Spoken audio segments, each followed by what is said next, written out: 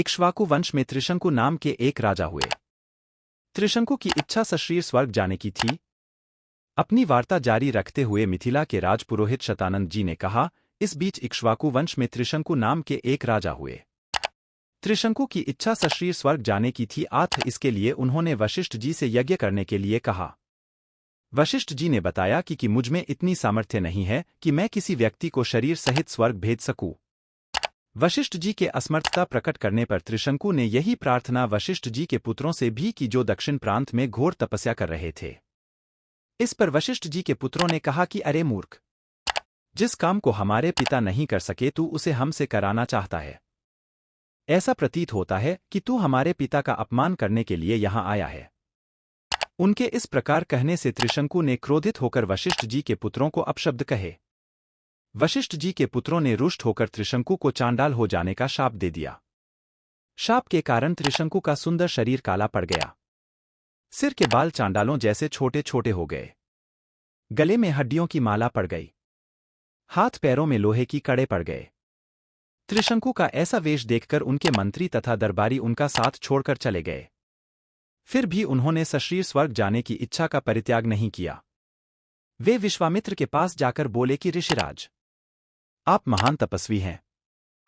मेरी सशरीर स्वर्ग जाने की इच्छा को पूर्ण करके मुझे कृतार्थ कीजिए। विश्वामित्र ने कहा कि राजन, तुम मेरी शरण में आए हो, मैं तुम्हारी इच्छा अवश्य पूर्ण करूंगा। इतना कहकर विश्वामित्र ने अपने उन चारों पुत्रों को बुलाया जो दक्षिण प्रांत में अपनी पत्नी के साथ तपस्या करते हुए उन्हें प्राप्त हुए थे और उनसे यज्ञ की सामग्री एकत्रित करने के लिए कहा। उन्होंने अपने शिष्यों के द्वारा वशिष्ठ के पुत्रों सहित वन में रहने वाले सब ऋषिमुनियों को यज्ञ में सम्मिलित होने के लिए निमंत्रण भी भिजवा दिया। शिष्यों ने लौटकर बताया कि सब ऋषिमुनियों ने निमंत्रण स्वीकार कर लिया है, किंतु वशिष्ठ जी के पुत्रों ने यह कहकर निमंत्रण अस्वीकार कर दिया कि जिस यज्ञ में यजमान चांडाल और पुरोहित क्षत्रिय हो उस यज्ञ का भाग हम स्वीकार नहीं कर सकते। यह सुनकर विश्वामित्र जी ने क्रुद्ध होकर कहा कि उन्होंने अकारण ही मेरा अपमान किया है। मैं उन्हें शाप देता हूं कि उन सबका नाश हो। आज ही वे सब कालपाश में बंध कर यमलोक को जाएं और 700 वर्षों तक चांडाल योनि में विचरण करें। उन्हें खाने के लिए केवल कुत्ते का मांस मिले और सदैव कुरूप बने रहें। इस प्रकार शाप देकर वे यज्ञ की तैयारी में लग गए। शतानंद जी ने आगे कहा, हे राघव, विश्वामित्र के शाप से वशिष्ठ जी के पुत्र यमलोक सिधार गए।